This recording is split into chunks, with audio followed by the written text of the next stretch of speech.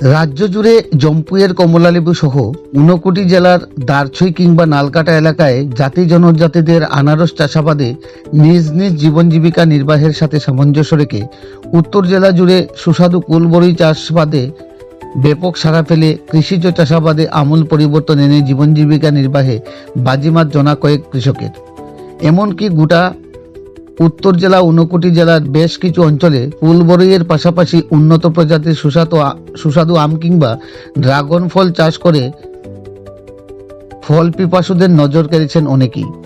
রাজ্য কৃষি দপ্তর সহ রাজ্য কৃষি বিজ্ঞান কেন্দ্রের দেওয়া তথ্যে এক সমীক্ষায় দেখা গেছে পার্বত্য রাজ্য ত্রিপুরার মাটি ভারতবর্ষের অধিকাংশ ফসল কিংবা ফল উৎপাদনে অতি উর্বর এবং পরীক্ষা প্রার্থনীয়।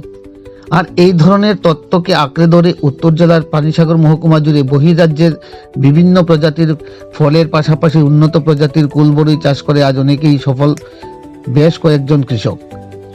এদের সাথে কথা বলে জানা গেছে বিগত দিনে এরা কয়েক দশক ধরেই কৃষি নির্ভরশীল পরিবার। তথাপিও বর্তমানে কৃষিক্ষেত্র বিপুল পরিমাণে বিনিয়োগের করে বিভিন্ন ধরনের পোকামাকড় সহ রোগাক্রান্ত হয়ে ফসল নষ্ট হয়।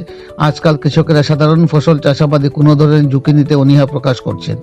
এমত অবস্থায় কৃষি নির্ভরশীল পরিবারগুলো স্বল্প সময়ে অধিক ফলন পেতে এক প্রকারের ঝুঁকি নিয়েই বহিরাজ্য থেকে আমদানিকৃত উন্নত প্রজাতির কুলবরই চাষ করে আজ সফলতার শিখরে পৌঁছে শুরু করেছে। এমনই এক কুলবরই চাষির খোঁজ মিলল পানিসাগর নগর পঞ্চায়েত এলাকায়। জানা যায় যে পানিসাগর নগর পঞ্চায়েত এলাকার 11 নং ওয়ার্ডের বাসিন্দা কৃষক অনুপম পাল নিজ উদ্যোগকে কাজে লাগিয়ে ওর এক নিকটাত্মীয়ের চাষ করা কুলবরই বাগান থেকে অনুপ্রাণিত হয়ে নিজেই প্রায় 1.5 কানি ক্ষেতে 2টি প্রজাতির প্রায় 250টি কুলবরই গাছ রোপণ করে। উন্নত প্রজাতির কুলবরই চারাগুলো নিকটাত্মীয়ের হাত ধরে কলকাতা থেকে সংগ্রহ করেন। অনুপমবাবু জানায়, চারা লাগানোর প্রায় 9 মাসের মাথায় তিনি সবকটি গাছে প্রচুর পরিমাণে ফলন পান। এমনকি বিগত প্রায় 1 মাস যাবৎ আনুমানিক 4 কুইন্টাল কুলবরই বাজারজাত করে ফেলেছেন তিনি। তবে এখন পর্যন্ত সর্বমোট প্রায় 1 লক্ষাধিক টাকা পুঁজি খাটিয়েছেন বলে জানান তিনি।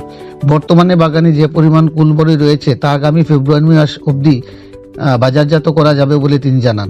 উনার বাগানে বর্তমানে ভারত সুন্দরী এবং বল সুন্দরী নামক 2টি প্রজাতির কুলবরই রয়েছে। অনুপমবাবু জানায়, স্থানীয় এলাকার চাষ করা কুলবরই অত্যন্ত সুস্বাদু হতে বহির্রাজ্য থেকে আমদানি করা কুলবরইগুলোর দাম কম হলেও স্থানীয় কুলের বিক্রি রয়েছে যথেষ্ট পরিমাণে। তিনি জানান, বহির্রাজ্যের কুলবরই 80-90 টাকা এবং স্থানীয় উৎপাদিত কুলবরই 120 থেকে 140 টাকা বিক্রি হচ্ছে।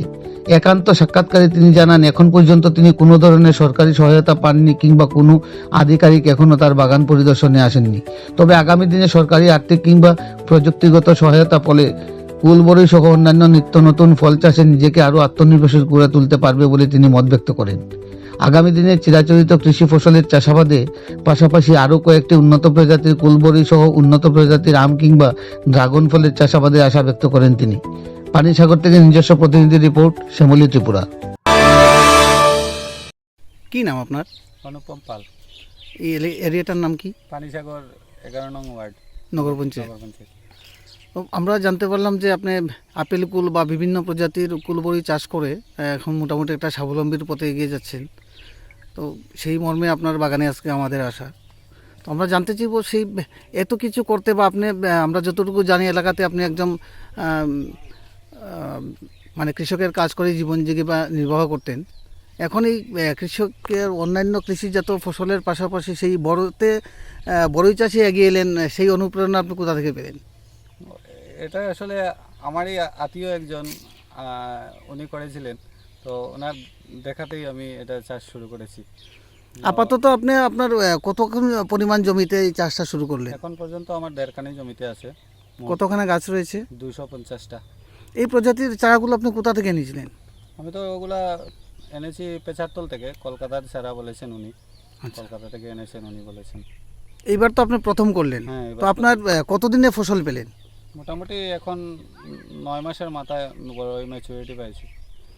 আনুমানিক কত টাকা এখন পর্যন্ত পুঁজি খাটিয়েছেন সে বাগানে? লক্ষাধিক টাকা হবে। তো আপনার কি মনে হয় অন্যান্য চাষাবাদের পাশাপাশি সেটা কি কতটুকু চলার পথে আপনাদের আরও এগিয়ে নিয়ে যাবে, কি মনে হয়? এটা তো আমার প্রথম বছর, দেখা যাক কি হয়।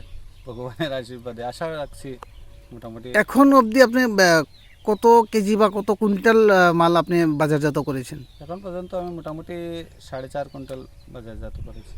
আর কতদিন চলবে মনে হয় সেই বিক্রি? ফেব্রুয়ারি মাস পুরো চলবে, মার্চের প্রথম সপ্তাহ দিকে হয়তো অল্প অল্প থাকতে পারে। কত পরিমাণ মনে হয় আপনার সেখান থেকে বিক্রি করতে পারবেন?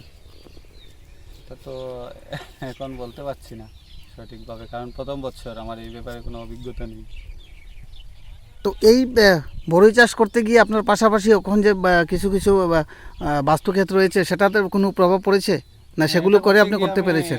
অন্য সবজি ক্ষেত কম করতে পারছি, কারণ এইটাতে সময় দিতে হচ্ছে, যার জন্য আমি অন্য কাজ করতে পারছি না সঠিকভাবে। বর্তমানে কয়টা ভ্যারাইটি রয়েছে আপনার বাগানে? আমার কাছে দুইটাই আছে, ভারত সুন্দরী আর বল সুন্দরী। তো এখন অবধি আপনি যে বিক্রি করলেন, কি চাহিদা কিভাবে বুঝছেন বাজারে? বাজারে চাহিদা আছে, বড়ই মিষ্টি হতে হবে, ভালো বড়ই হলে মিষ্টি হলে। কারণ আমরা দেখতে পেরেছি আমাদের বাজারে বিগত বছরের ন্যায় বহিরাগত মালও ঢুকছে। তো বাইরের মালের সাথে সামঞ্জস্য রেখে আপনাদের সেই লোকাল মালের চাহিদা কতটুকু মনে হয়? আমাদের মালের কোয়ালিটি ভালো, এই হিসাবে এটার আলাদা গুণাগুণ রয়েছে। বাজারে যে মালগুলো বিক্রি হচ্ছে কত করে বিক্রি হচ্ছে? বাজারে তো ওই বাইরের মালগুলো আমার যতটুকু জানি 80 টাকা 100 টাকা বিক্রি হচ্ছে, আমরা তো পাইকারি 100 টাকা এখন বর্তমানে বেচছি। তবু আপনাদের মাল চলছে? মাল চলছে। এর কারণ পার্থক্যটা কি? ওই বড়ইগুলোতে মিষ্টি ওইভাবে থাকে না, আমাদের মিষ্টির বড়ইগুলোতে, পরিমাণটা বেশি। মিষ্টি থাকে, এটাই বিশেষ করে। এই যে আপনি সফলতা পেয়েছেন বা আজকে দীর্ঘ 20-25 দিন যাবত আপনি বাজারজাত করছেন, সেই ক্ষেত্রে কি আপনার এই বাগান পরিদর্শনে স্থানীয় যারা কৃষি দপ্তর বা কৃষি বিজ্ঞান কেন্দ্রের বা পদাধিকারী কেউ এসেছিল? না, ওরা কেউ আসেনি এখন পর্যন্ত, আমি নিজের চেষ্টায় এতটুকু করে যাচ্ছি। আপনি কৃষির সাথে কত বছর সাথে যুক্ত? মোটামুটি 10-12 বছর থেকে, অনেক- বাবার সাথে করছি অনেক বছর। তো এই কৃষি ক্ষেত্রে আপনি চাষাবাদ করতে গিয়ে কি বিগত দিনে তাদের সরকারি কোনো সহায়তা পেয়েছেন? তখন তো এই সার টার অনেক সময় ধান টানে অল্প সার টার দিত, ব্যাস অতটুকু। তো বর্তমানে এই ধরনের যে ফল চাষের ক্ষেত্রে কোনো ধরনের সুবিধা আপনি পাননি? সহায়তা পাইনি। তো আপনার কি আগামী দিনে কি পরিকল্পনা রয়েছে? সরকারি সহায়তা পেলে আপনি কি আরও সেই ব্যবসাটাকে একটু বৃদ্ধি করতে পারবেন বা কি মনে হয়? এরকম কোনো সহযোগিতা পেলে তো আরও তো করতে পারবো, যেহেতু আমার জায়গা আছে করতে পারবো। এখন পর্যন্ত মানে কোনো কীটপতঙ্গ থেকে কোনো আক্রমণের বা ক্ষতিগ্রস্ত কোনো দিক হয়েছে আপনার? না, না, এরকম সুন্দরভাবেই কোনো চলছে। ক্ষতি হয়নি, শুধু ওই ডাল টাল ভেঙেই যা ক্ষতি হচ্ছে এতটুকু। বর্তমান প্রজন্মের যারা যুবক রয়েছে, আমরা দেখতে পাই যে পড়াশোনার পাশাপাশি সবাই উচ্চশিক্ষায় শিক্ষিত হবে এবং চাকরি পাবে, এ ধরনের একটা প্রচেষ্টা সবার মধ্যে থাকে। কিন্তু সেই জায়গায় দাঁড়িয়ে আপনি পড়াশোনার পাশাপাশি আপনার কৃষির উপর নির্ভরশীল হয়ে সংসার প্রতিপালন করছেন। তো তাদের উদ্দেশ্যে আগামী দিনে এই ধরনের ফল চাষ করতে গিয়ে কী বলবেন? ফল চাষ করতে পারলে, এরকম করতে পারলে আরও উন্নত হওয়া যাবে আমি আশা রাখছি, কারণ প্রথম বছর আমি করে যতটুকু বুঝতে পারছি যে আশা করছি লাভবান হওয়া যাবে। মানে আমারও ফল চাষের দিকে আমারও প্রথম বছরের অভিজ্ঞতা, যতটুকু আমি বুঝতে পারছি। আগামী দিনে আপনি কি অন্যান্য ভ্যারাইটি নিয়েও চাষাবাদের পরিকল্পনা আছে? চেষ্টা করব, ভাবতেছি কী করা যায়। এই নেটগুলো আমরা দেখতে পাচ্ছি, নেটগুলো কেন লাগিয়েছেন? নেটগুলো বিশেষ করে বাদুড় পাখি এইসবের থেকে নষ্ট করে ফেলার জন্য না?